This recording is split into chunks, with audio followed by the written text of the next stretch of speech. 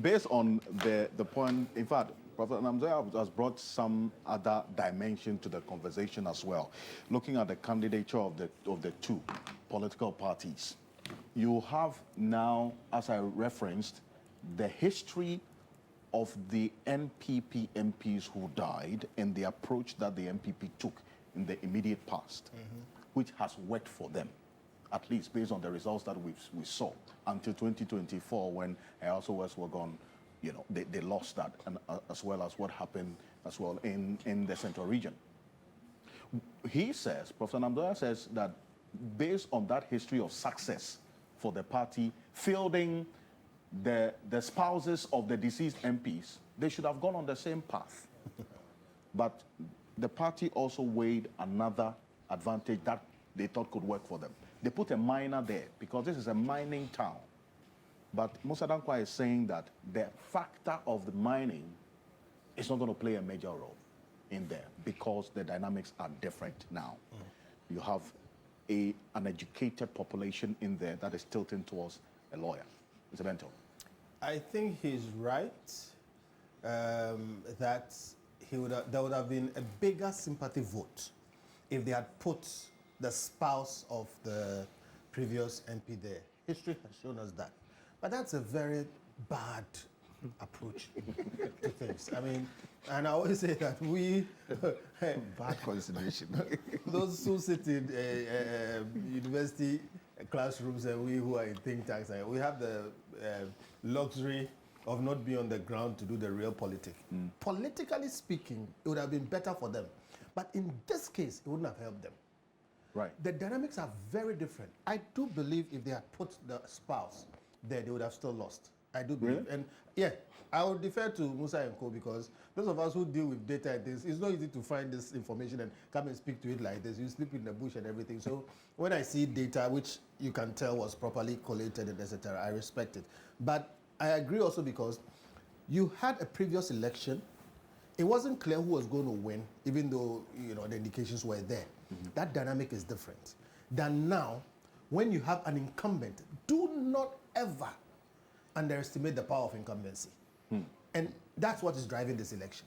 Right. You have an incumbent who is still in his honeymoon. And by every measure, President Mahama has done a very good job holding this country together. Okay. And so he is still enjoying that honeymoon. Then you have a situation where if you say I believe mining matters. You believe mining matters? Oh, I do. But they've done some things with mining. Look, as we speak, the task force has been disbanded. The task force going around the mining task force, yes, on Galamsey, yes, has been disbanded. Check the news. I saw the news across. They've, there was some, even a clip going around. But there's been an announcement. It's been this. A number of things have been done in mining. Yesterday, I saw a letter that said that they were moving to repeal 24-26 or so. Yes. A number of moves are happening in mining now. It doesn't look like it is a big issue here, but it is. All right. But look, what is driving this mainly is the fact that you have an incumbent who is popular and still enjoying their honeymoon. And two, when you live in a village with only one car, thank you, and you need to travel to town, and the driver asks you for a favor, you put aside everything and give that driver, what they are looking for. What I mean is, development projects in Ghana are a big issue when it comes to elections. And the one who seems like they can deliver that will get it. In other places, in America, for instance, they'll tell you, is the economy stupid? Period. That's right. In Ghana, the economy is more like development projects. People don't care about inflation and GDP as much as they care about their roads and schools and KVIPs and all those other things. So, as far as I'm concerned, I totally agree with what's going on here. As for predictions and analysis and things, little things can happen. But Musa has, paid his dues, and we think that you can look at this. However, question is, what would this change in Parliament? Well, that's going to be the layer of the conversation. That's something that should be looked at. So, in short, what I'll say is that, look, if I were MPP, I would take a backseat, do my best about this thing, but let it be. Let it be? Yeah, let it be. They should just accept that they're going to lose this. Well, what are you going to do? Okay, look, one of the things I am happy about in this country is that we can go to elections, fight it hard.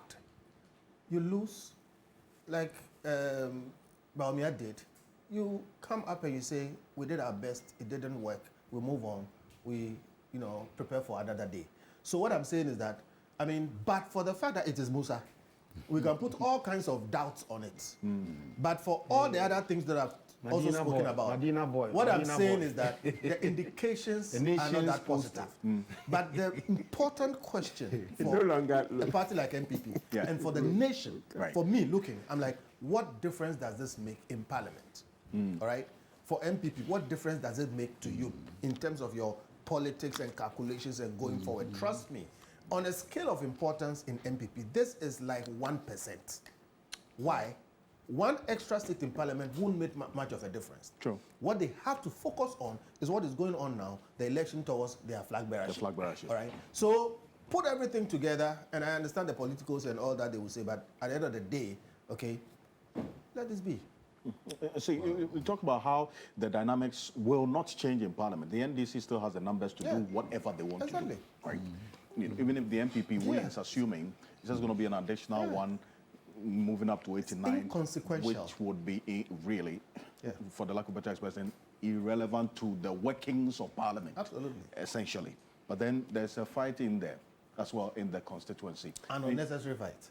You think the battle for Akwatia is an unnecessary one? See, Akwatia has a certain character. Like you say, Akwatia is like a split place. True. Okay, so it can go any way. Absolutely. Today it goes NDC, tomorrow it will go MPP. So yes, there's a fight, but in all strategy, you have to weigh, okay, the potential significance of a particular battle. If you see a rope, a big ball of rope, there's one that if you pull, everything will unravel. There are others that if you pull, they will even tighten. And that's the kind of calculations that politicians make. So question is, it is a fight. But what is the significance of this fight in the present scheme of things? Like I said, you have a president who, by every measure, is doing a good job. Yes, it is in the first year out of 4. But he's ticking all the good boxes.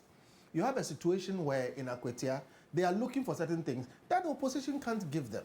And at the end of the day, this is the only game in town. It is the person who will give you the development that you are going to look out and then, favor. So it is a fight, but in terms of significance of this fight, it is not the kind of fight that you have to, this is not a hill you die on. I think that they should do their best, but they should focus on the election coming for their flag bearership. That's the one that can kill them or make them strong.